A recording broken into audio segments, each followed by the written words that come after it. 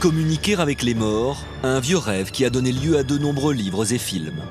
Réalité ou fantasme, il existe pourtant certains exemples troublants qu'aujourd'hui encore, la communauté scientifique n'arrive pas à expliquer. C'est le cas de Marcello Bacci, un médium italien. Grâce à un vieux poste de radio des années 40, il aurait obtenu des résultats tout simplement extraordinaires.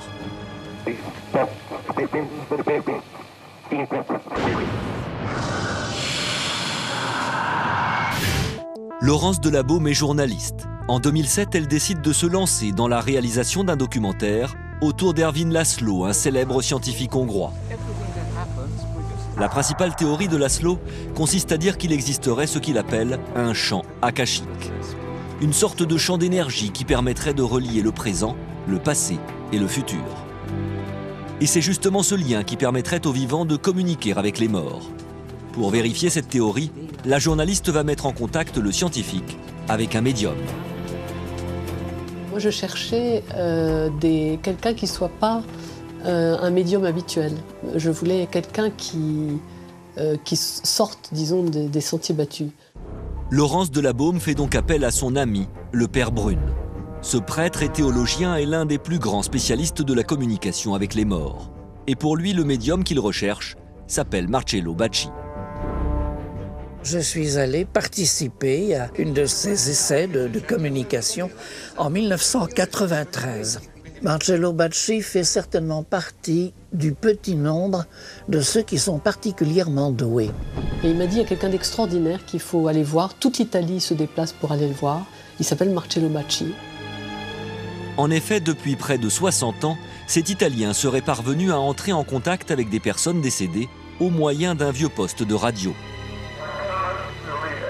La journaliste et le scientifique se rendent donc à Grosseto, le petit village de Calabre, où se trouve le laboratoire de Bacci. Ils vont assister à une séance de transcommunication, en compagnie de personnes souhaitant elles aussi entrer en contact avec des parents défunts. La journaliste, plutôt sceptique au départ, va vivre là une expérience pour le moins troublante. Il ne se passait rien pendant 1 heure. Rien. On entendait des ondes radio.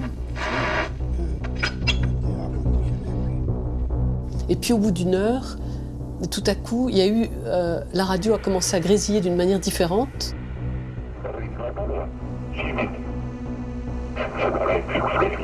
Les voix, la tessiture des voix qui est sortie de la radio n'avait plus rien à voir avec celle de la radio normale. Marcello Bacci et des parents venus pour tenter de communiquer avec leurs enfants disparus vont ainsi dialoguer avec ces voix pendant plus d'une dizaine de minutes. Puis le médium va se risquer à une étonnante expérience, histoire d'impressionner son invité d'honneur, le savant Ervin Laszlo. C'est à ce moment-là que Bacci a dit aux voix devinez qui est à côté de moi. Et la voix a dit Ervin. Köszönöm, hogy jöttetek. Kérlek, mondjátok, hogy hányan vagytok. Et à ce moment-là, Marcello Bacci a dit est-ce que vous pouvez lui parler dans sa langue, sans dire que c'était du hongrois. Et des voix ont parlé à Ervin en hongrois à ce moment-là. Nem akadályoz. Köszönöm, hogy beszélnek velem. Contento, ma è venuto qui a essere illuminati, a dire loro qualcosa. Je suis restée sans voix, c'est le cas de le dire. Je me suis dit, c'est un phénomène extraordinaire. Qu'est-ce que c'est ? Une question à laquelle personne ne peut aujourd'hui répondre, pas même les scientifiques. Les résultats obtenus par Bacci ont de quoi troubler les esprits les plus sceptiques. D'autant que le médium joue volontiers la transparence. Ce qui est assez extraordinaire, c'est qu'à 2 reprises, l'expérience a été faite par des ingénieurs du son, des ingénieurs d'électronique. Pendant que la communication était établie, Marcello Bacci a retiré la prise de courant. Donc tout s'est éteint et la conversation a encore duré pendant plus d'1 minute. Et alors là, tous les professeurs d'électronique, de physique disaient on est devant un phénomène qu'on ne peut que constater, mais évidemment totalement inexplicable par les lois que nous connaissons de la physique. On est absolument en dehors du normal. Marcello Bacci semblerait donc posséder de réels dons pour communiquer avec les morts.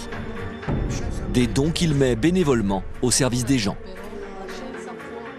J'ai beaucoup essayé après de regarder tous les aspects du dispositif. Apparemment, en tout cas, il n'y a pas de choses qui me soient apparues prouvant que ce soit une supercherie. C'est un mystère extraordinaire.